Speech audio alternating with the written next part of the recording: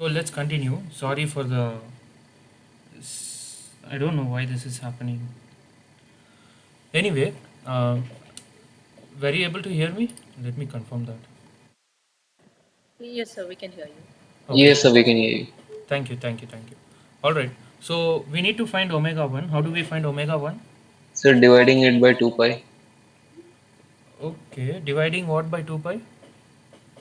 18,000 rotations per minute. Dividing n by 2 pi? I thought omega is equal to 2 pi times n. Right, Multiply. right, right. Okay. One second. Give me a minute. So there is again a problem now. Please bear with me. Um,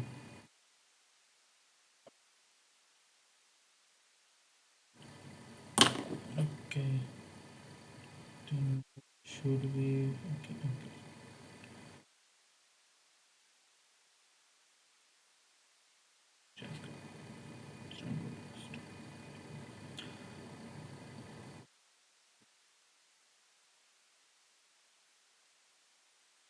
All right. So what were you telling? Yes, sir, it should be multiplied with 2 pi, sir. Okay, 2 pi n1. Is it? Yes, sir. So if you multiply by 2 pi n1, what would be the omega 1? What would be the dimension of omega 1? See, this is in rotations per minute. So if you just multiply by 2 pi n, it is going to be radians per minute, right? Yes, sir. So what you should do? You should divide by 60, right?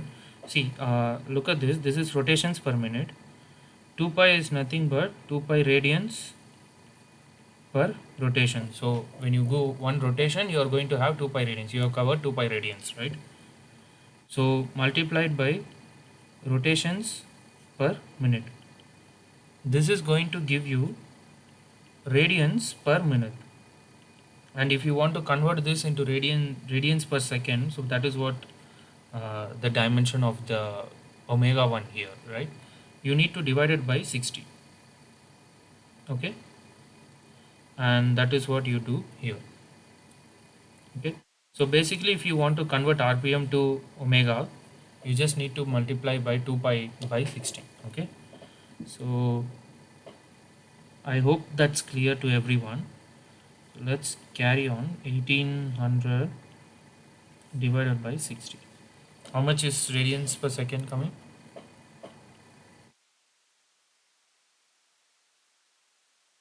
Can someone quickly calculate and let me know? It's 1884. 1884 radians per second. All right. So let's just substitute all the values we have. 1884 radians per second into square root of q1. What we found q1 to be 0.074 divided by delta p1, which is 5 megapascal because it's the pump one, into 10 power 6 divided by 975, I guess, whole power 3 by 4. And what is the specific speed you are getting?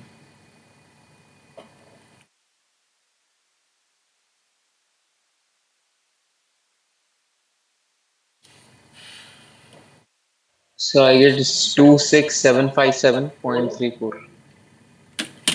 26757.34. 0.34. Are you sure this is right? Did you just substitute 5 as 5 instead of 5 megapascal? Did you just substitute 5? Yes, sir, I made that mistake. Yeah, even I made that mistake when I do the calculation. That's why I was able to correctly find out. Anyway, you just need to do 10 power 6 division by 10 power 6 power 3 by 4. Okay. So how much are you getting? Specific speed.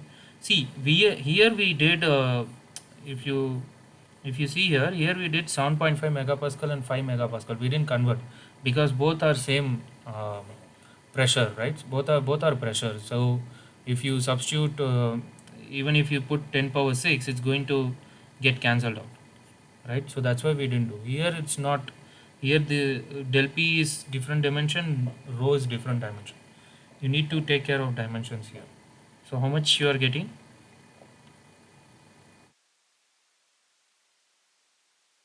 Specific speed. So 0.84. Okay, 0.8.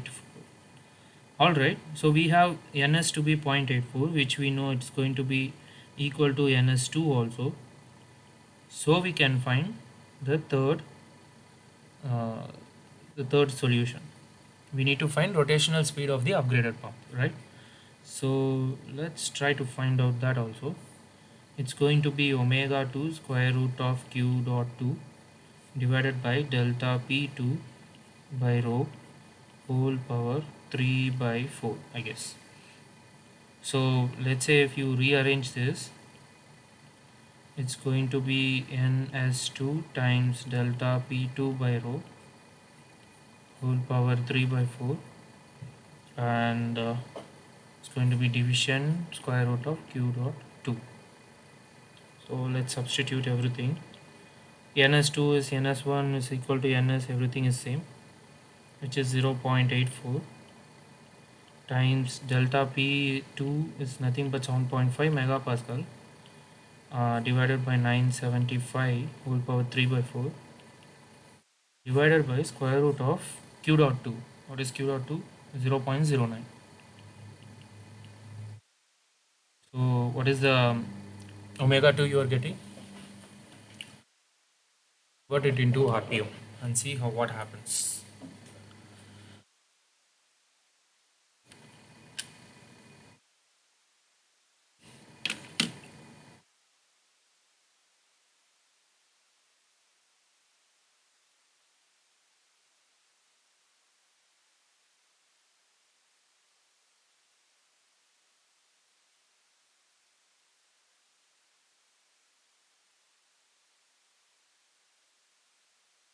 Able to follow?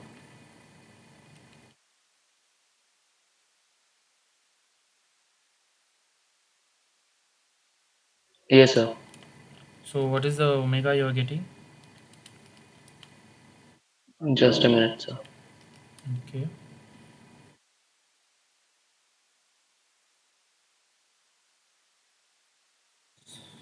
Mm, So I am getting around 2300. Actually 2299. So I'm just writing 2300 radians per second. Yes, sir. I'm also getting that. Okay. Now we need to convert into RPM. How do we do that? So the same formula we converted. It has to be 60 divided by 2 pi, right? 60 into omega 2 divided by 2 pi. 3 into 2300 divided by 2 pi. How much? 2 pi. This turns out to be 21962 RPM. Please check whether this is right or wrong. Yes, it's right. Okay, thank you, Anirudh. So here you should note that so for a less pressure difference, we had 18,884 radians per second, which corresponds to 18,000 RPM. And in order to have a more pressure difference, or in order to pressurize the fluid even more, we need to spin the pump at even higher speed. Okay, the speed must be 21,900 or 22,000 RPM. So there is a difference in around 4,000 RPM for the increase in pressure of 2.5 megapascal. Okay, so that is how without changing pump you can increase the RPM and get the uh, increased flow rate plus increased pressure difference or pressure buildup. Okay, so Sir, I had a question here. yeah, yeah. So here we made the assumption, or we made this statement, right, that NS1 is equal to NS2, right? So could you please clarify that? Actually, I did not quite follow that, because even this concept of the specific speed or specific diameter, right? I was not exactly able to follow from the lectures on why we are non-dimensional estimation. Right. So this is like uh, see there are few characteristics of pump. Like how do you define pump? Pump is just, let's say, you can say diameter of the impeller, and uh, that is the main characteristics. And let's say design of the pump, centrifugal pump, axial pump. So that is what tells you about the physical characteristics of the pump. But what you can do is you can operate that pump at various speeds and various pressure difference across various mass flow rates, various volume flow rates, and um, so these important if you want to understand this operating conditions, for example, in a pump you can, so for this, if you take this example itself, we didn't change the pump, but what we did is we changed the operating conditions of the pump by increasing the rpm. We got a higher increased flow rates, and also increased uh, pressure difference, right? So how we were able to how we will be able to get that, because we took ns1 equal to ns2, which means this ns is kind of characteristics of a pump. Let's say, how do you tell that? When you see a pump, you say diameter of the pump, right? Which is fixed, you cannot change that. Similarly, the specific speed and the specific diameter is also characteristics of a pump, which does not change even if your operating conditions changes. Okay, so that is why we define the merit of any pump or turbine in terms of specific speed and specific diameter, so that you can use these parameters. You can, so let's say if you are seeing a pump, the pump is always characterized as, so this is the size of the pump and its specific speed is zero point 0.8 and specific diameter is this much. So that is what they will give. So once they give that, you can use these parameters to for your convenience, like for your purpose. So sometimes you need low pressure difference. At that time, you can have a lower volume flow rates only. You cannot have more volume flow rates. So that is dictated by this specific speed and specific diameter, and that is the kind of characteristics of pump, which does not change for that particular pump. But what happens is speed can vary. The rpm with which pumps can be driven, that can vary. The flow rates with which flow rates given to the pump can vary. Similarly, the pressure difference across the pump can vary, right? All these things are can vary, but we, instead of giving them that this is the pressure difference, these are the operating pressure difference, these are the operating volume flow rates, these are the let's say operating what was the other one, pressure difference, speed, right? Instead of giving that, we can just give a two figure of merit telling that specific speed is this, specific diameter is this, for any pump, and you can calculate all the operating conditions based on this.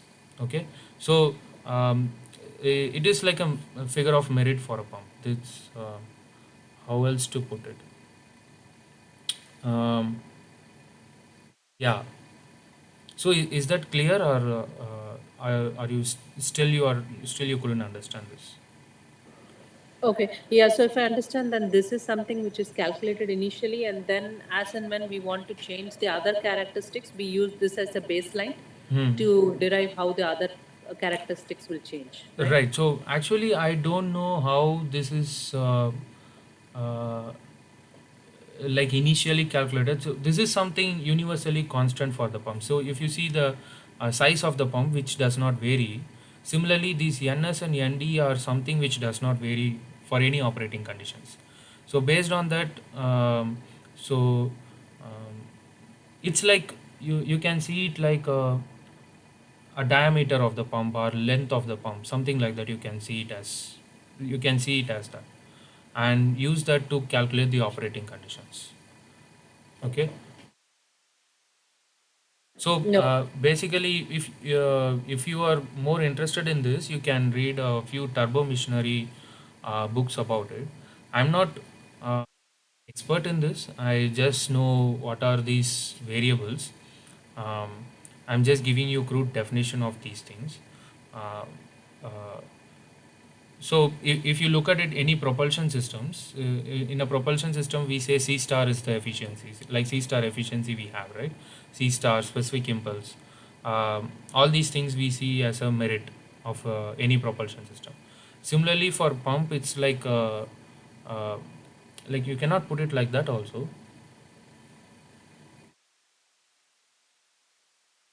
Uh,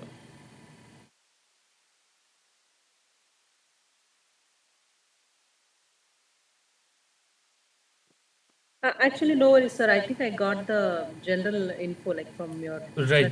yeah. So I'll dig deeper into this. Yeah. So basically, it's like um, parameter for the pump, that's all. So it's like it's like the size of the pump, you cannot change it, right? Similarly, ns and nd, you cannot change it.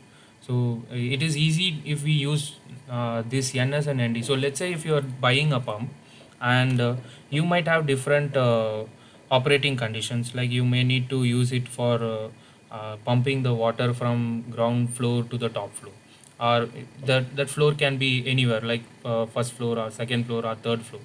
But for each and every different floors, the pump sellers cannot sell different pumps, right? They will just have one pump, and they will say this is my specific speed and this is my specific diameter.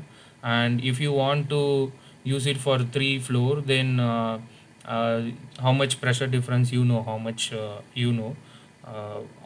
like based on operating conditions, you know how much pressure difference you want.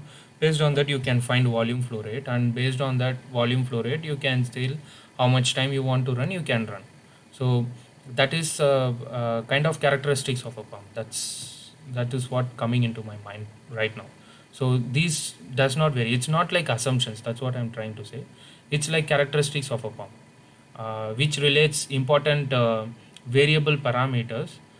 Keeping these two constants, you can vary other parameters in order to apply in your operating conditions, that's all. Okay. Okay, okay, yeah, that helps. Thank you. Okay. All right. So coming to that, we also finished rotational speed of the upgraded pump. So this is how you will use these non-dimensional parameters. Um, I think there are a few problems in your assignment also. Anyway, then we will come to this one more question, which is about monopropellant rocket. So here we have only one propellant. Till now we had two propellants like fuel and oxidizer, right? Here we have only one propellant, and that propellant contains both fuel and oxidizer. And what happens is when you start burning it, it decomposes into fuel and oxidizer and then reacts. So decomposition is one of the important step before reaction happens in monopropellant rockets or in monopropellants. Okay. So apart from that, we have this question. We have a monopropellant rocket uses hydrazine N2H4 as a propellant. It generates a thrust of 25 newton over a period of 60 seconds. Okay, and the specific impulse is also given. Chamber pressure is given, and the hydrazine is injected through four straight cylindrical holes in the injector of diameter 0.5 mm. So the hydrogen is like injected through a injector with four injectors having diameter 0.5 mm, and the density of hydrazine is 1000 kg per meter cube. The bed loading of catalyst is 1 gram per centimeter square. You know that there's going to be bed and of catalyst, which improves the decomposition and reaction in the inside the rocket motor, right? Inside the combustion chamber, basically. And so now you are asked to determine the following. First is total impulse of the generated monopropellant rocket, the mass flow rate of the hydrazine, the injector pressure drop, okay, and the minimum pressure required in the tank, not in the chamber, in the tank, and the minimum volume of the tank. How do you find the minimum volume of the tank? And then finally, you need to find the area of the catalyst bed. So if I just quickly draw this monopropellant rocket, it's going to be something similar like your liquid propellant is going to be nozzle, right? So you will be injecting, let's say we have four injectors.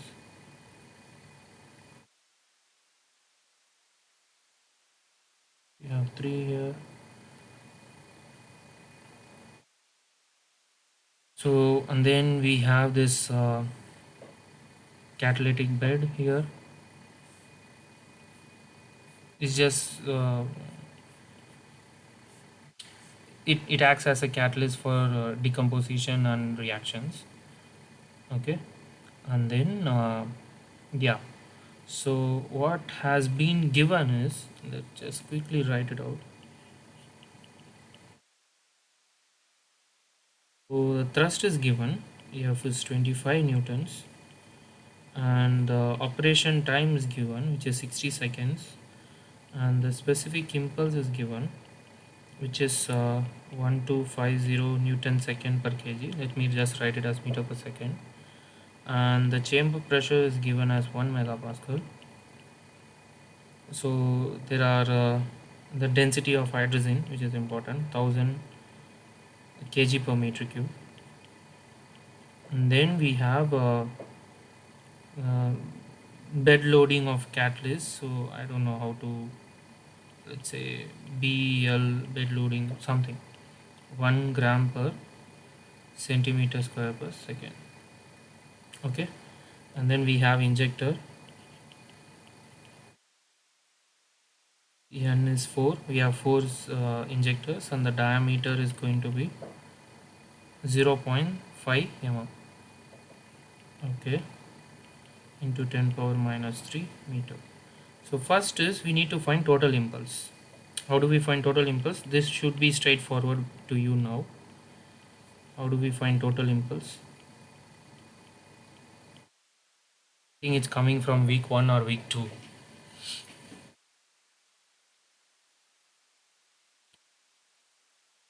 How do we find total impulse? Let's say call it high.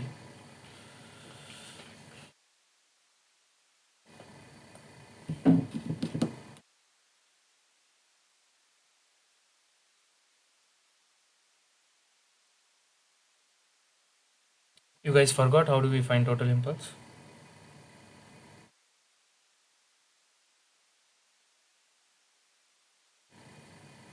Force, Okay. yeah, I think force per into dt, F into dt. Yeah, actually it is called F into dt 0 to t or t1 to t2, right? So here we can simply replace it as F into t. Okay. Um, so you will integrate the force along a certain time, and then you will be getting the impulse. Okay, total impulse. So how much is it coming? 25. And the what is the unit of impulse? It's going to be Newton second. Okay, how much is this? 25 into 60. It's simple, quite straightforward. So it's 1500 Newton second. Okay, so we found total impulse is just there. And then we need to find mass flow rate. Mass flow rate of hydrogen. How do we find that?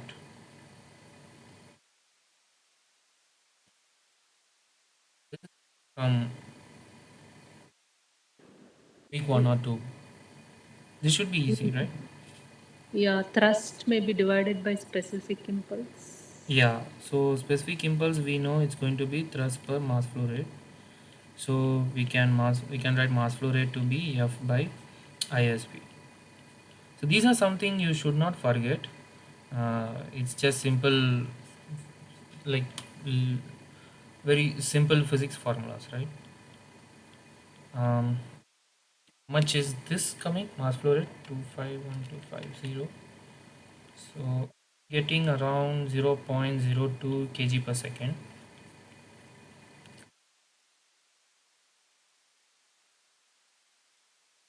All right. Yes, sir. Okay. Let's find the third one. These are straightforward questions. Let's finish this. Now we need to find injector pressure drop. This should also be clear for you by now.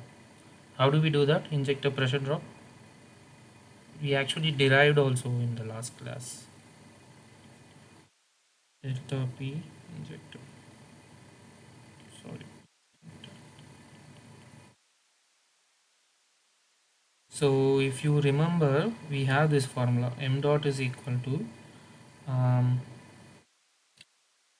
mass flow So rate to CD into area ratio. right CD into area ratio, area of Sorry, injector, sorry. Area. Sorry. area of injector, and then some square root of 2 times delta P of injector times rho, right? Do you guys remember? I think Yes, it sir. comes from Bernoulli, if I am Yes, sir. It comes from Bernoulli, sir. right. Right. So is CD given? Okay, CD is okay. I think I missed CD. Let's assume some CD. Um, let's write CD to be maybe 0.96. Okay. Um, First we need to find m dot is known. M dot we just now found, right? We just need to rearrange. Let's rearrange m dot by CD into A injector into square is going to be 2 times delta P of injector times rho. So let's write it. Delta P of injector is going to be 1 divided by 2 rho m dot by CD A injector whole square. Okay. Um, let's just quickly substitute the values. 1 divided by 2 into rho is 1000 hydrogen, and m dot is 0.02 divided by 0.96, and area of injector, we have diameter of the injector, which is pi by 4 into diameter of the injector, where diameter of the injector is 0.5 mm, right? So let's write that also. 0.5 into 10 power minus 3 whole square.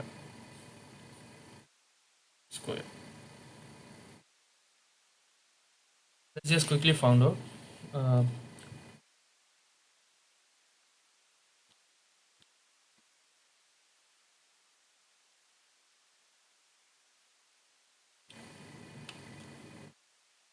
did you guys find the pressure drop? How much is that?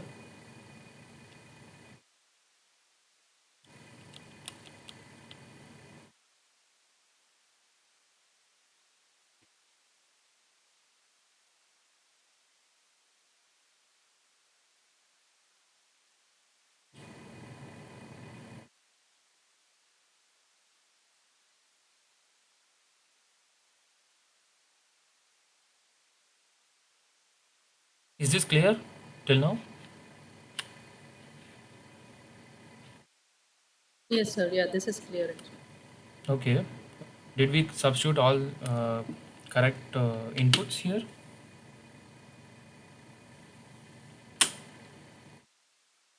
Did we substitute everything correctly?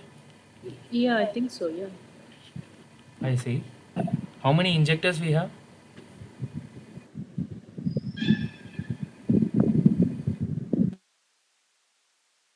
We have 4 injectors, right? So this mass flow rate should be for one injector or 4 injectors?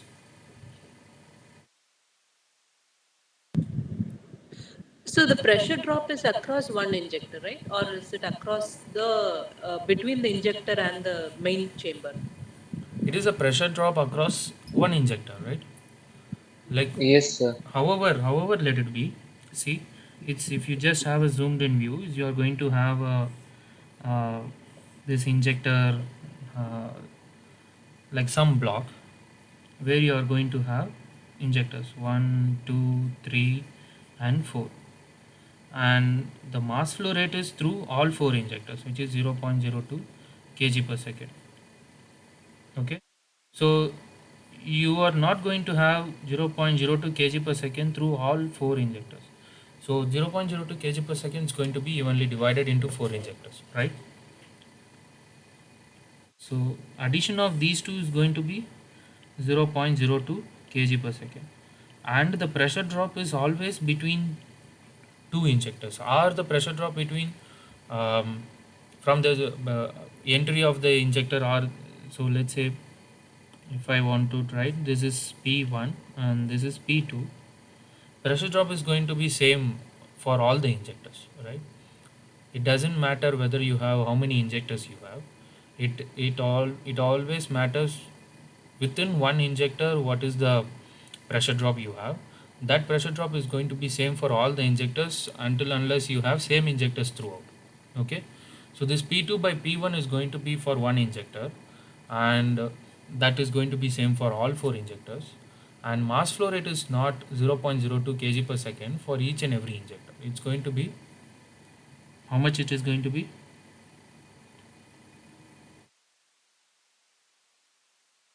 Going to be for So one division injector. 4. Yeah. So you need to divide it by 4. So you have a 0.02 kg per second coming into the chamber, right? But you have 4 injectors. So each injector will give you 0.005 kg per seconds. So when you add all these things together, you are going to get 0.02 kg per second.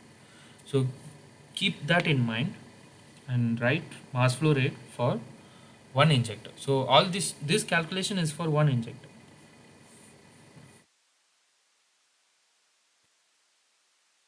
So if you want mass flow rate of all the injectors, then you want to multiply number of injectors times m dot of one injector. Here I put it as mi, but you can write it as for one injector. Okay.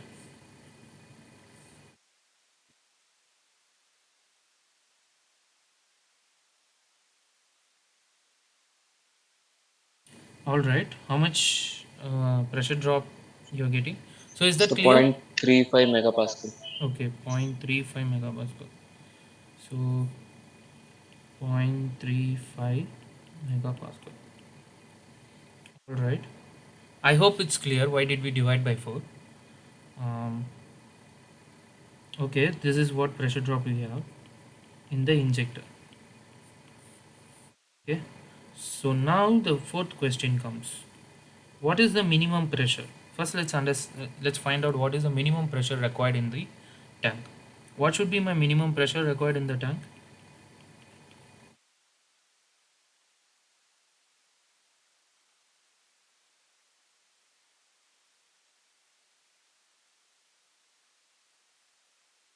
Pressure at tank. Now it's going in.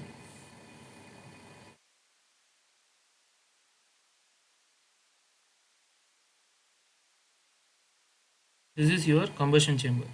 Okay. PC. Okay. What is the pressure at tank I need? Let's say I'm just connecting um, directly to the chamber. What is the pressure of the tank I need? Minimum pressure.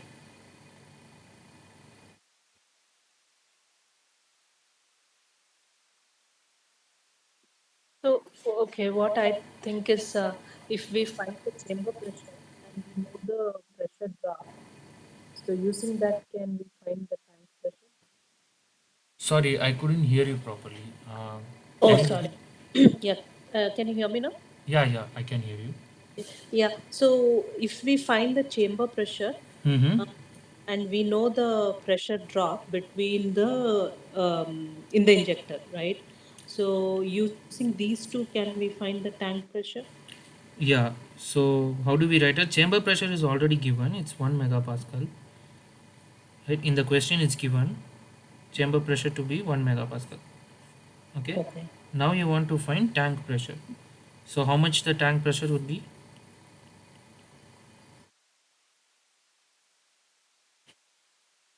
So I need pressure 1 megapascal at the chamber, right?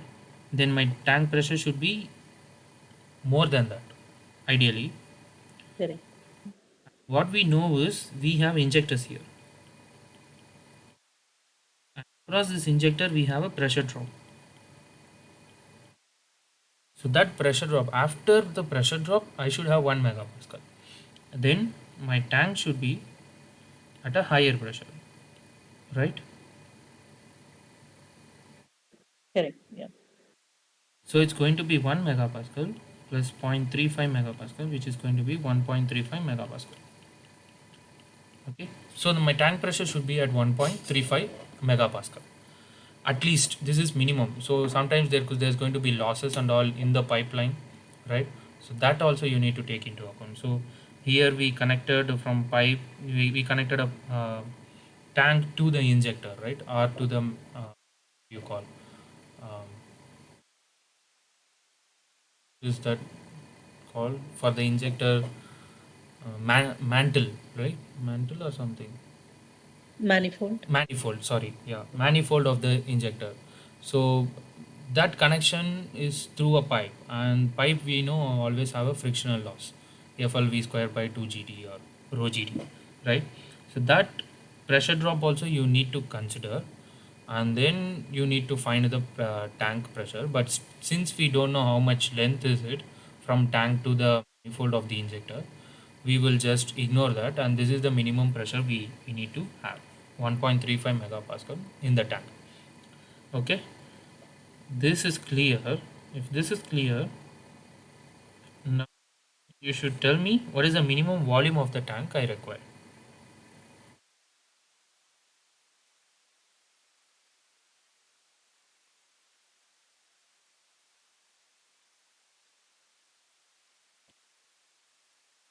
What is the volume of the tank I require? This has nothing to do with pressure of the tank. You just need to know how much mass of the tank, mass of the fuel you need.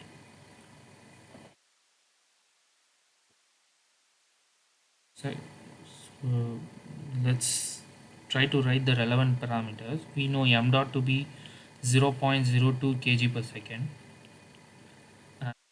We also know something called operation time. This much operation time I need to run this rocket motor for 60 seconds. So I know this much 60 seconds, and I know density of hydrogen to be 1000 kg per meter cube. So using these parameters, can you find out volume of the tank? Yeah, yeah, I think Yes, it's sir. So it's how does it going to look? So multiply all the three quantities. M into T into rho No, sir. Rho will be divided. the division. So M into T will give you how much mass of hydrogen you need for the entire operation, and rho we know what is the density, so we can find volume of hydrogen you need. So that is going to be your minimum volume, because you can operate that monopropellant rocket motor in um, like on earth also, but if you do it in space, you are going to have zero gravity, so you need to have all those additional modifications in order to push the uh, rock push the uh, fuel into the chamber, right? So let's not consider those things. The minimum tank required is going to be m dot t into rho. So it's going to be 0.02 t divided by 1000. How much is this?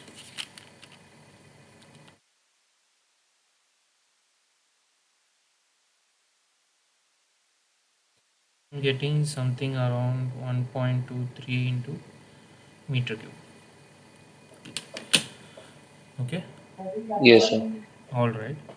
Um, Having understood that, we have area of catalyst bed. How do we find this area of catalyst bed? Or basically, we want to find the diameter of this catalyst bed. Giving different notations here. You follow whichever notation you want. So, how do we find that?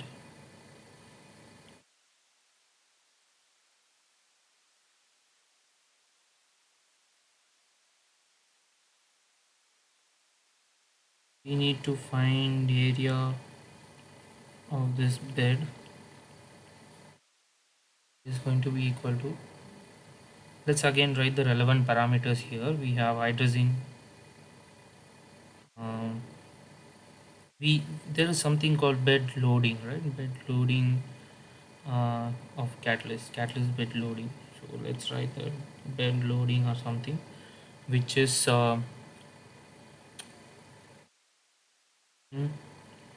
gram per centimeter square second, right? Is it 1 gram? Yeah. So we have 1 gram, and then we have Yeah, we also found mass flow rate. What is the mass flow rate we have? 0.02 kg per second. So using this, we need to find the area of bed, right?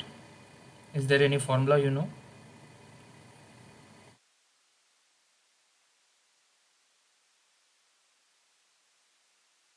So area of bed is nothing but m dot by bed loading. Okay. So this is coming from this porous media theory. Basically, so they write Darcy equation and then they've solved. Um, it's nothing but just, if you look at it, this mass flow rate times the area of bed is nothing but bed loading. Okay, so you can write it like this much mass flow rate I need per unit area, right?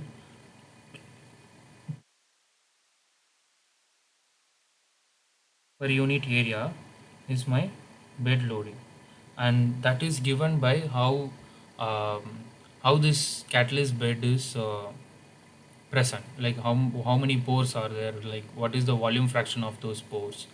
Based on that, they provide bed loading, and that bed loading is nothing but mass flow rate per unit area.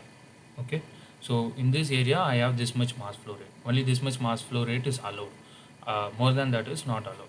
That is what this Darcy equation it says.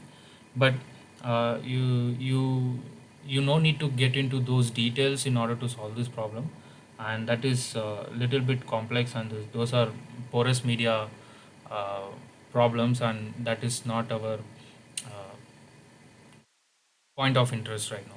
We just need to find, so this is my loading, bed loading, and that is nothing but this much gram per centimeter cube per second. So this much grams per second can pass through this much centimeter cube of area.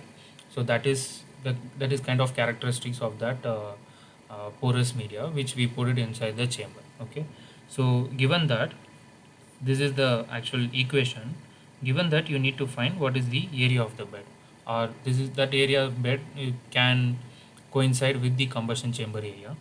Okay, so if we do that, it's going to be 0.02 divided by 1. It's in gram per centimeter square second, so you need to be little bit careful. 0.3 kg into 10 power 2 square, which is going to be 4, right? Properly. Anyway, how much are you getting? Yes, sir, it's correct. Okay. How much is this?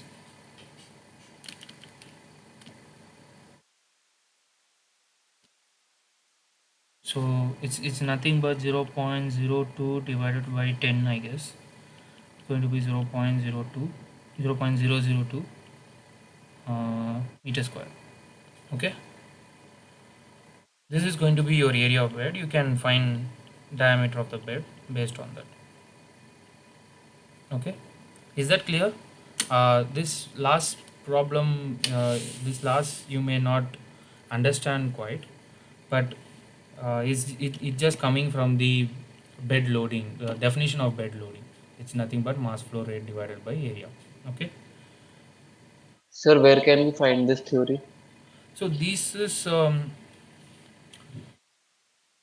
what I'm telling. This is kind of it comes from definition. There are different definitions for a porous media. There is people will talk about volume fraction of pores, and let's say if you want to work, if you are interested in porous media, it's going to be something like uh, so. Let's say this is porous, okay, and actually what you can do, what you cannot do is you cannot just type a, so this is area 1 and this is the velocity, and if you want to find v2 here, it's not just a1 v1 equal to a2 v2 or something. Okay, since there is a since there are a lot of pores or it is not, you cannot even apply Navier-Stokes equation, or you cannot apply Bernoulli equation directly here. That is simply because here you have lot of pores, and this the the fluid flow entering this porous media will go through in different in random dimensions, like random directions it goes, and then it comes out with some velocity. And if you want to find this velocity, this difference in velocity is dictated by what is the pressure drop across this porous media. So let's say this is P1 here and this is P2 here, and across this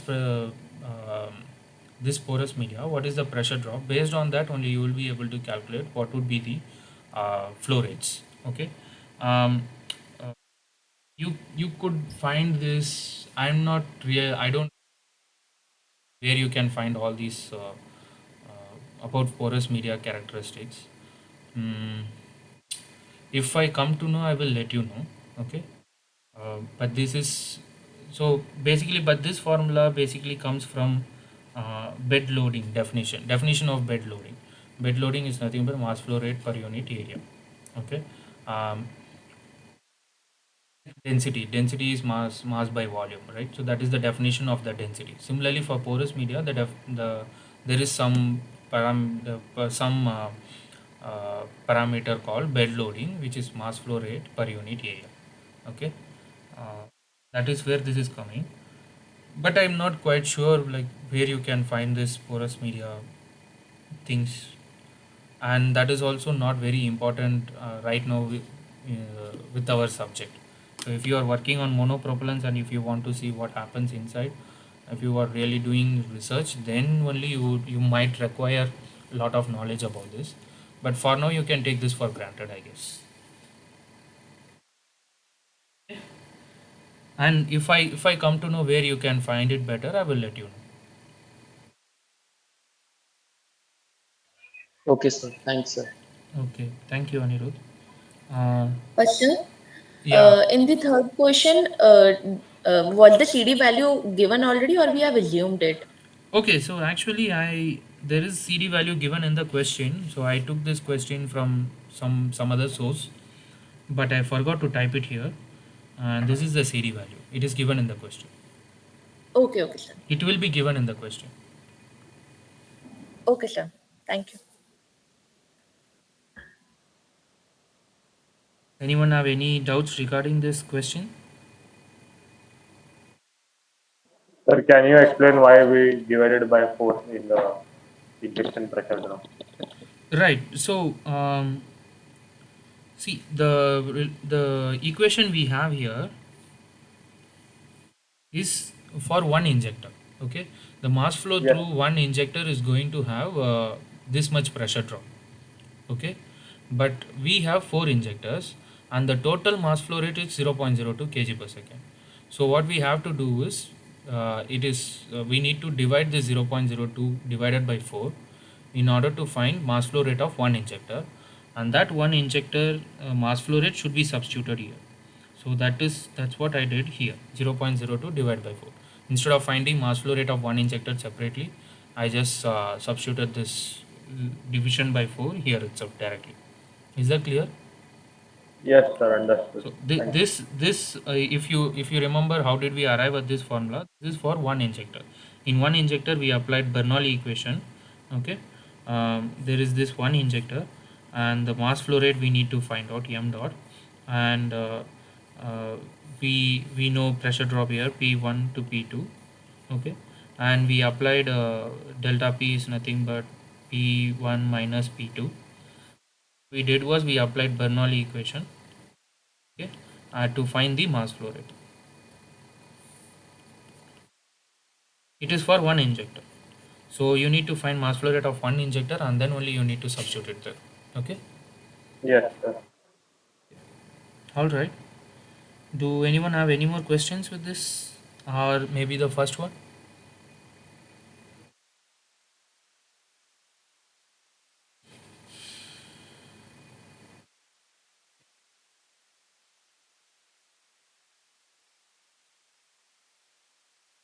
I will take this as a no.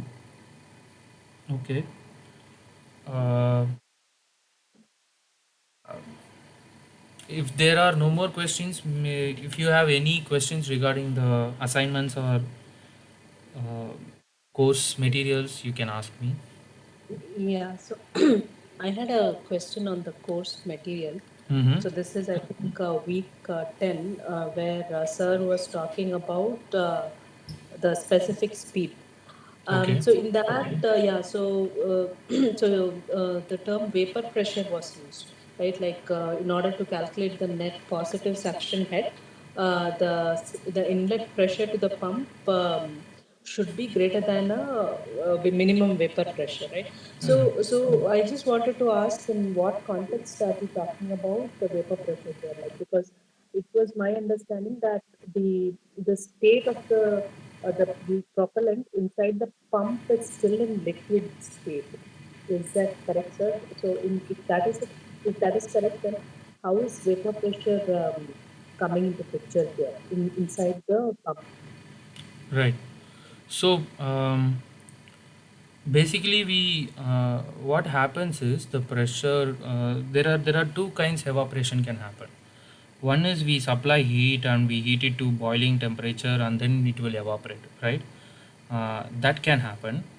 Or sometimes what can happen is you will lower the pressure very much, such that the liquid will evaporate even at room temperature. Okay. So how much pressure you will lower it, that is given by the vapor pressure. Okay. So for any liquid you have vapor pressure, and that vapor pressure, if the pressure is lower than the vapor pressure, what happens is liquid starts boiling and it becomes gases. And this phenomena, what happens is, if this is very fatal for any pump or turbine, because especially in pump, because it causes something called cavitation. And that cavitation reduces the flow rate of your pump, and it also creates adverse pressure, local high pressure, low pressure in the pump impellers, and it damages the pump impellers. So all these happens because the liquid which is inside the pump gets evaporated, and that can be evaporated only if the pressure or the local pressure is less than the vapor pressure of that liquid. Okay. So basically it is true, vapor pressure, uh, what it is a kind of, it is a function of temperature. So let's say if you have a water here and the water's vapor pressure would be very less. Okay. And the temperature at which it boils is 100 degrees Celsius. Okay. So but if you lower the pressure, in atmosphere, it's 1 atmosphere, right? So if you lower that pressure to a very low pressure, what happens is water starts boiling, and that is why we do not want this evaporation of this liquid to happen, and that's why we find the net positive suction head. So as especially this pressure, this boiling of or evaporation of this liquid happens inside the pump. So to avoid that, we do that calculations. Okay. Okay, okay, yeah, understood. So So the it's about the state is, vapor pressure. So you need to understand what is vapor pressure. So vapor pressure is, um, do you know what is vapor pressure? yeah, so vapor pressure is the pressure exerted by the vapor on the surface of the liquid, Right. right? So Okay. if you, exactly. So if you have uh, a beaker containing water, so there is some vapor pressure acting on the, so let's say this is H2O, and there is going to be some H2O vapor, right? So that is going to have exert some pressure here, and here the pressure is very high. So what happens is, it stays as a liquid, but when you reduce the pressure, it sees that here the pressure is lower, and so it starts boiling and becomes vapor. Okay.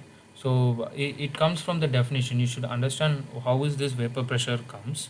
And basically if you reduce the pressure to vapor pressure, it automatically starts boiling. You no need to give, you no need to raise the temperature to boiling temperature, or basically the boiling temperature comes down when the pressure is equal to vapor pressure. Okay. So Okay. yeah, that is coming from the definition of vapor pressure. I think Okay. I Yeah. should also I should also revise what is vapor pressure. I think yeah. But this calculation is done to avoid cavitation. So we do not want water to boil inside a pump. So since it has, uh, since the liquid comes and hits the impeller with high velocity, the pressure there is going to be local pressure there will go down. Okay, and that uh, this boiling of liquid and sudden gases will be produced and it attacks the impeller blades. You can read more about this also in turbo machinery concepts. Um, yeah, you can explore that. It is also very interesting how these things are. Okay, okay, yeah, no, this helps. So I'll explore more. So as a follow-up question to that, right? Like, so in Sir had also mentioned in the lecture that in order for the propellant to flow from the tank to the pump, there should be a pressure difference, right? Like Hmm. the tank should be at higher pressure and the inlet to the pump should be at a lower pressure. So how is that actually? How is that created in real time? I mean, in the actual rocket engine, how is that pressure difference created See, in order for actually, them to flow? huh. So what happens is they pressurize the fuel there. So the tank which is present, they initially pressurize to a higher pressure. Let's say your chamber pressure is 7 megapascal. Okay, and the pump can give a pressure rise of, let's say, 5 megapascal. So now what you need is you need an inlet of 2 megapascal to the pump, right? So your in the tank it is actually stored in 2 megapascal or more than 2 megapascal. Okay, so is that clear? Very able to understand? Is that what you are asking for? Yeah. So I think I got my answer. So you're saying that the fuel tank is pressurized, which will automatically cause the pump inlet to be at a lower pressure. See, yeah, you can either say like that, or it's a tank is nothing but a closed volume, okay, and there is a regulator. If you open it, fluid starts flowing because it sees a low pressure outside, okay. Um, uh, so initially, tank is like a closed volume, and inside that it is stored at high pressure. So before rocket launches, they store these tanks. They store the fuel inside the tank at higher pressure, and as and when our fuel and oxidizer are required, they just open the valve, and so it flows to the pump. Okay, Okay, yeah, understood. that is how it is been done. Okay, understood. Thank you. All right. So, is there any other questions?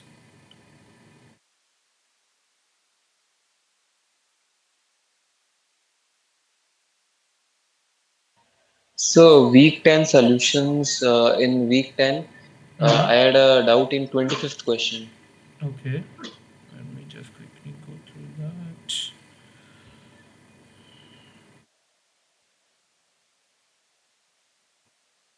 Week 10.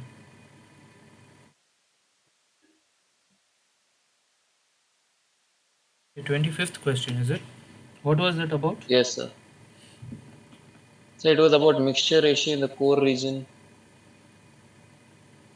Hmm. Effluent cooled liquid propellant, fuel rich zone, wall region, while zone is oxidizer rich. Okay. So the total mixture ratio they have given it to be 1.4, and there are two gases of mixture ratios with wall region having fuel rich 0.8, and 20% of total fuel mass flow rate is injected in the wall region. Okay, and you need to find mixture ratio in the core region. So what is the problem here? So like how should I approach this question? I didn't know. Okay, so I didn't let's get the try angle to approach it. let's try solving it. um, You have mixture ratio. What is mixture ratio? It's going to be mass flow rate of oxidizer by mass flow rate of fuel, right? Is that correct? Yes, sir. Yes, sir. And it is going to be 1.4. um, Yes, sir.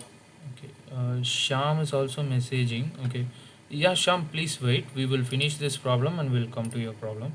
uh, so mixture ratio is 1.4, which is given. Okay, and then they are telling there are two regions, one is core region and then there is a wall region. Wall region is fuel rich and that mixture ratio is given, mixture ratio of wall region, which is zero point 0.8. Okay, and also they are telling 20% of fuel, I guess it is in the injected in the wall, right? Is that 20% of total fuel mass flow rate is injected in the wall region? Okay, you are asked to find mixture ratio in the core region. So how do we write that? M dot of fuel at the wall is nothing but zero point 0.2 times m dot of fuel. Okay, that is clear. This is going to be m dot of oxidizer. Let's write O and F. O of wall divided by m dot of F of wall. Right, this is fine. Yes, sir. This can be written as m dot O by m dot F. Okay, what we know is we know m dot F is equal to m dot F of in the core region plus m dot F in the wall region. This is true, right? This is mass Yes, conservation. sir. Yes, Now sir. Yes, sir. if you do that, what happens? M dot F of core is going to be zero point 0.8 times m dot F, right? Because this is 0.2 times m dot F, it goes there 0.8 times m dot F. Now m dot of oxidizer of wall is going to be uh, 0.8 times m dot F, right? And we know m dot of oxidizer of core is going to be m dot oxidizer, total m dot oxidizer minus m dot of oxidizer at wall, right? So what we know Yes, sir. about total m dot of oxidizer, it's going to be 1.4 times m dot F. So let's substitute here 1.4 times m dot F. And what we know about m dot oxidizer of wall, it's going to be 0.8 times m dot F. And if we do that, it's going to be 0.6 times m dot F, right? So what you need to find out Yes, is sir. mixture ratio of core, which is m dot of oxidizer of core divided by m dot of F of core, right? M dot of oxidizer of core is 0.6 times m dot F divided by m dot F of core is 0.8 times m dot F. How much are you getting? How much is this?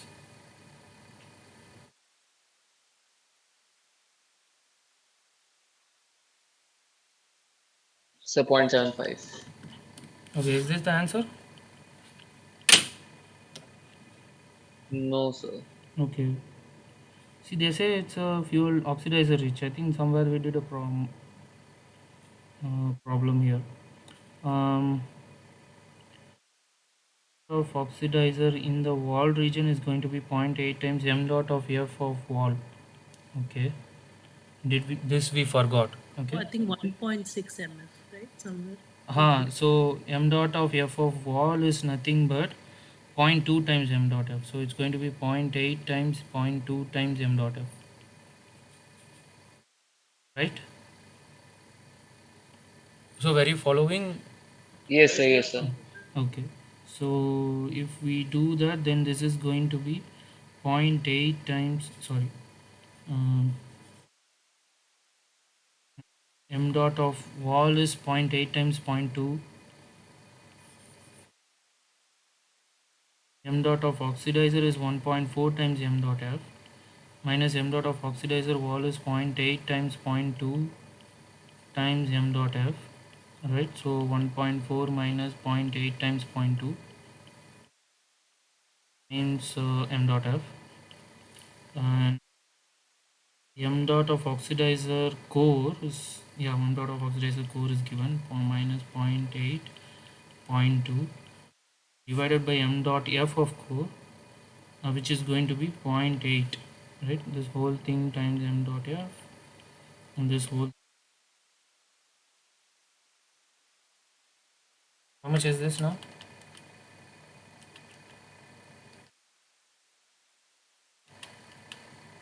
1 point. Still, it's not right. Oh, it's right. Okay.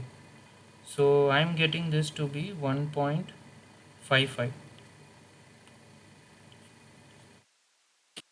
Is this clear? Anirudh? Is Anirudh? Anirudh is the one asked. Yes, yes, it's clear. Okay, okay. So this is how you get. So this is fine, right? It's just mixture ratio. You just need to equate a mass Yes, flow sir. rate of oxidizer and fuel. Okay. All right. And there's going to be question number 23 in week 10.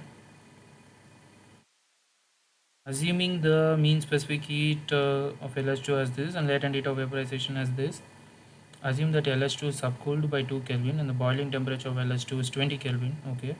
Heat transfer to the regenerative coolant passage is expressed in 2 decimal places. So, what is it you didn't understand, Sham, here? So it's a expander. Is that expander feed system cycle? Okay.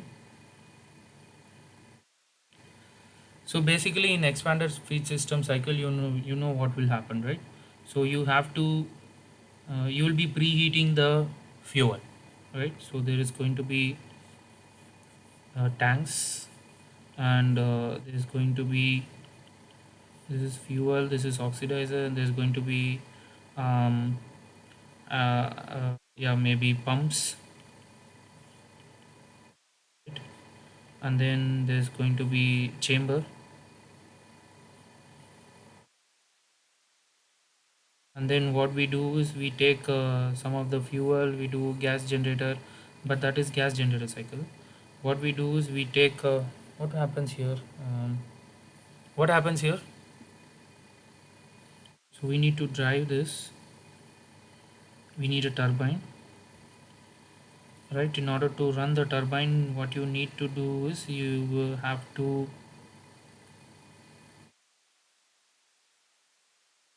what happens in expander feed system, I forgot.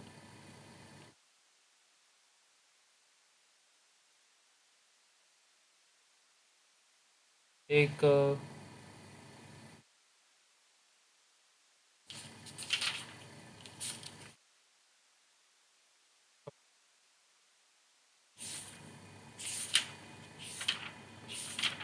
what happens in expander feed system, we do this regenerative heating, no?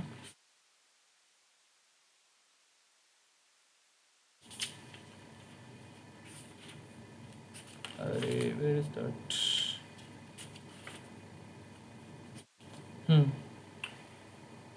What we do, we just pump, we don't directly give it here, we took it, we will um, let me use different color.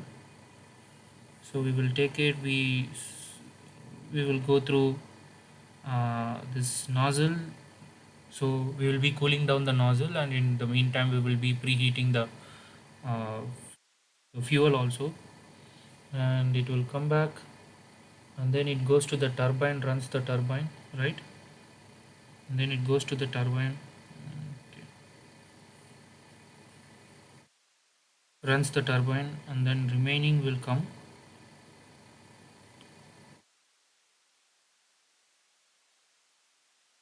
after running the turbine, it comes down. Okay, this is fuel and this is oxidizer, right? So fuel is first preheated, and then some of the oxidizer is also taken and given to the, okay, there's, oh, okay, we no need to take oxidizer, yeah, because you preheated the fuel, right? So that energy is enough to run the turbine, and the turbine will give power to the pumps, and the remaining or the fuel which went to the turbine comes back to the chamber, right? Is this clear? Am I get disconnect? Okay. So you were asked to find what is the,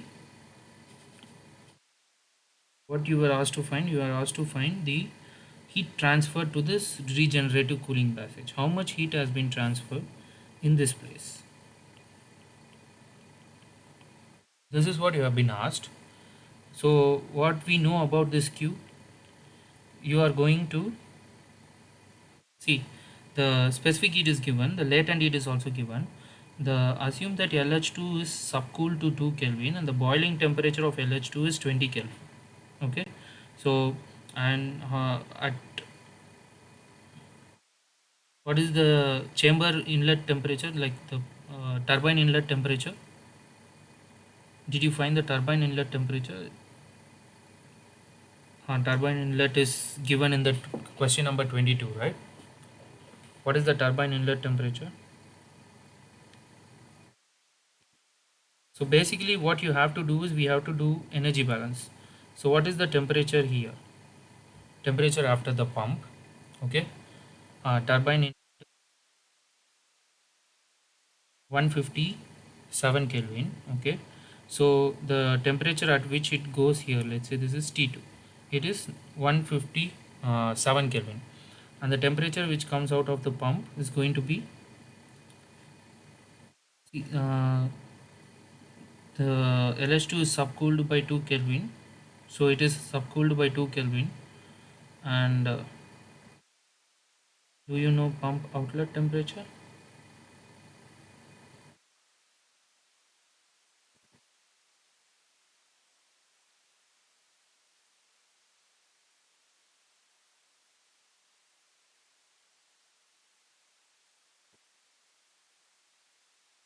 And the boiling temperature is 20 Kelvin. So basically your T1 is 2 Kelvin and the boiling temperature is 20 Kelvin. So what you will be doing is you need to first preheat, which is nothing but m dot Cp T1 to T boiling, and then you need HFG, let's say. And then what we do, we need to again increase the temperature from T boiling to uh, sorry, it should be the other way, T inlet, or T2 in this case, T inlet minus T boiling. Okay, similarly here also T boiling minus T boiling. You just need to do this energy balance. Yeah, okay, fine. 150 Kelvin is where? I guess it's turbine inlet temperature. Okay, you just need to substitute these values here to get this. Okay, so first you have 2 Kelvin fluid. Let me check the solutions whether it is right. Is that right?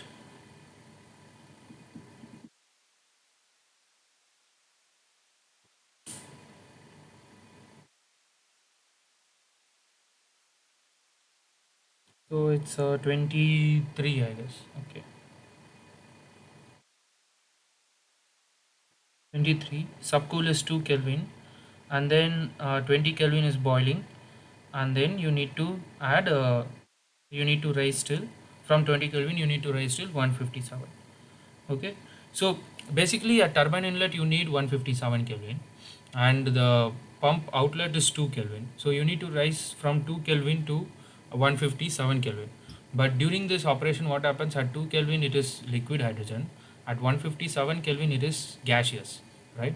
So from 2 Kelvin to 20 Kelvin, the heat goes as sensible, and then and then the remaining heat is used to evaporate the liquid hydrogen, and after evaporation still it's going to be at 20 Kelvin, and after that from 20 Kelvin to 157 Kelvin you need to again give the sensible heat, and all these things are happening in this in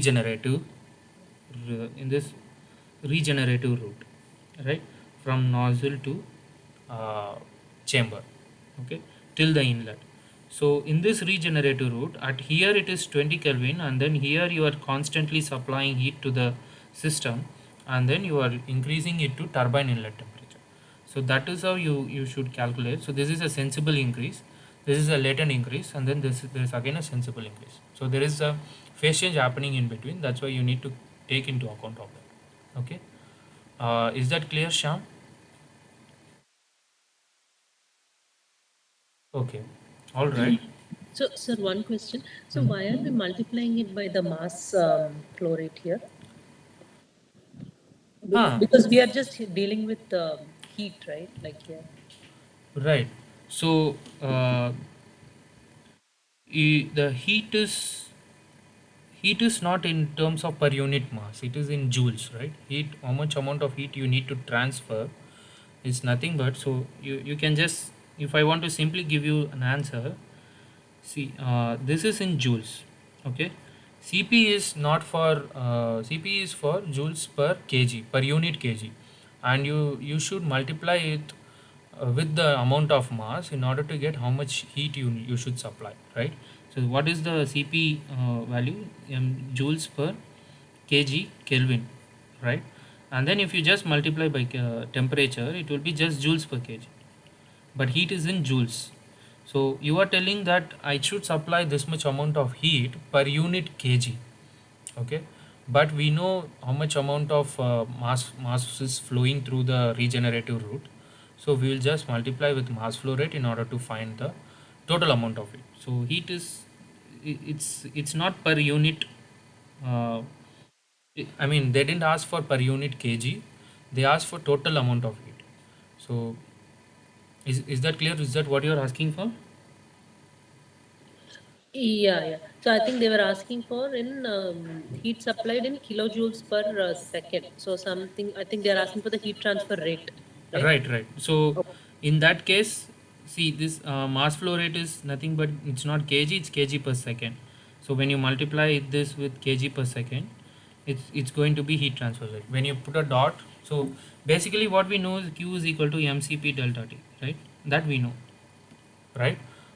You are asked for a rate, so you just put a m dot into it. That's all. Okay, This is going to be in watts. Watts is nothing but joules per second, and m dot is in kilogram per second. Okay.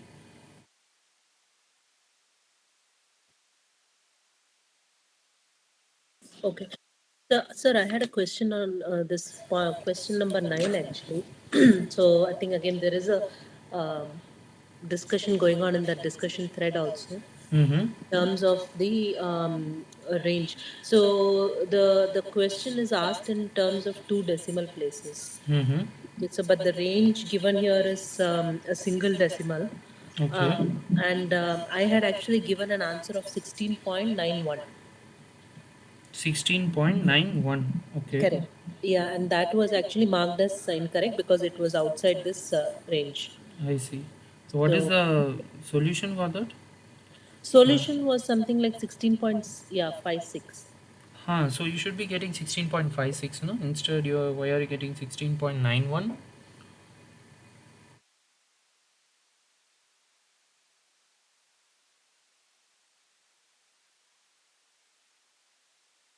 Are you able to understand my question? So it's been asked. So the pressure drop is zero point 0.2 megapascal, right? So let's just quickly carry out. Where is it? Sorry, ninth question, right? So 2 into 0.2 10 power 6 divided by 1400 square root into 0.98. So I'm getting 16.56 only. Okay, so I think, yeah, I didn't include the discharge coefficient because I thought the discharge coefficient was applicable only Okay, for flow rates. you have to include the discharge coefficient. See, velocity is what gets changed. We included in mass flow rate, right? So mass flow rate is nothing but CD times area of. So from there itself you can arrive at. So if you look at it, what we wrote was m dot is equal to CD times area of the injector plus some 2 delta P rho, right? So this is nothing but area of injector times velocity in the injector, right? So velocity of the injector is should consider CD also. Okay. So this gives us 14.56. So it should be 14.56. Okay, okay. I And think Akriti also did the same problem, right? Yes, sir. Okay, so you also forgot to multiply CD, right? Right, sir. Okay, so you should multiply that. Okay. Any other doubts? yeah, I had one more actually. Mm-hmm. It was 2029. Okay. Can C So, star efficiency due to mixture ratio distribution be greater than 1? yeah, so what I didn't understand was I think so in the lecture, sir had mentioned that ideally C star efficiency cannot be greater than 1. The Mm-hmm. only way it can be greater than 1 is when the mean C star, which is the denominator part, is calculated incorrectly. So that is the only case where it can go greater than 1. Okay. It will be always less than 1. Okay. So, so that is why I'm not. I didn't understand in what case the C star efficiency can be greater than one. I see. Um, okay. I think I have to look into it. I'm not entirely sure about this. So this is about we have fuel rich zone at wall region. Okay. Mm. Is this related to any other question? No, nothing. No, I think it's a Okay, standard. it's a okay standalone question. Can C star efficiency due to mixture ratio distribution be greater than 1? So when you distribute mixture ratio distribution in the sense,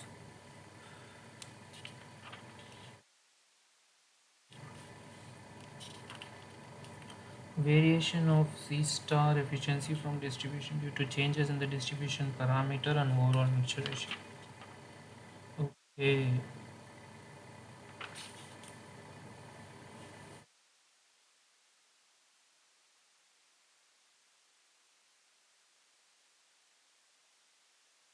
so the distribution ratio is 1 for uniform distribution, um, plus of the higher overall value of mixture ratio.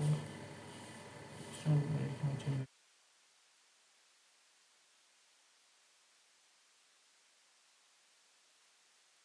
See, what I will do is I will look into it. I don't know about. I cannot give you the answer right now because I have to look into it. Okay. So maybe what I will do is I will look into it and then I will uh,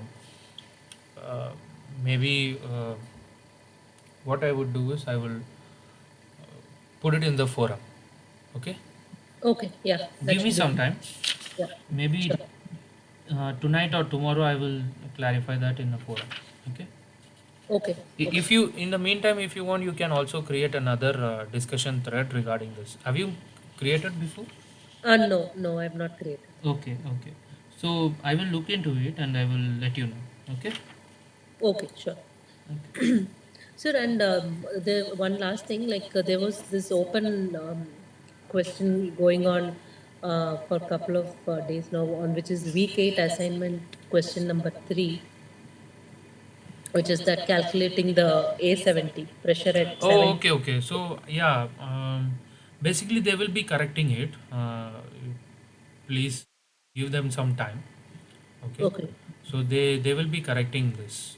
That won't be a problem. It's just they need to communicate it to NPTEL and they have to change that range and they need to update it. So it might take some time, uh, but it will be addressed by them. Okay. okay, okay. But whatever we discussed is correct, right? Right, like in case we get this in the Yeah, exam. it should be.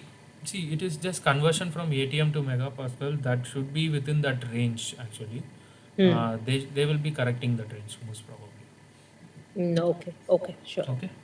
Okay, okay. And sir, are we planning to have a separate session for this exam, like how to prepare and what kind of questions or like what format will get? Right. When is your exam? I have not got the hall ticket. Akriti, have you got any confirmation? No, no, not yet. Not yet, right? Yeah. So most probably we'll be having one more session this week, and most probably it might be in 29th or something. This is our 10th, right? So maybe we will have one on 22. Uh, so next Saturday we'll be discussing. Okay, to this Saturday, what did we do? We discussed week 11 assignments, right? So next Saturday we'll be discussing on electric propulsions, and on the next Saturday 22 will be uh, probably will be having a revision or something. Okay. Okay. Okay, sir. Yeah. Yeah. Yeah. So it depends on when is there any announcement? I mean, it's in the week of 28, 29, 30 for sure. Before that we will have one session, because next session we will discuss about week 12 assignments, and we on the 22 we will be doing these revisions. Okay. Okay, Okay. sure. Okay. And is there any website where we can get some practice tests, or is that like from past, where we can see the past exams? That time not quite sure, that you may need to, you can ask about this in forum. There may be NPTEL officials, they can help you with that. Because Okay.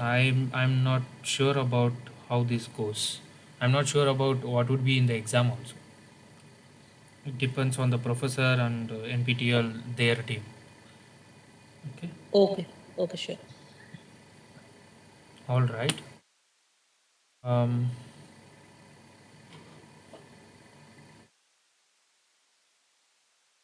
so, do you guys have any more questions? No. No, not for now. Okay. Thank you then. Thanks for attending. We'll meet in the next class, Yeah. next Saturday. Thank you so much. Thank All right. you. All right.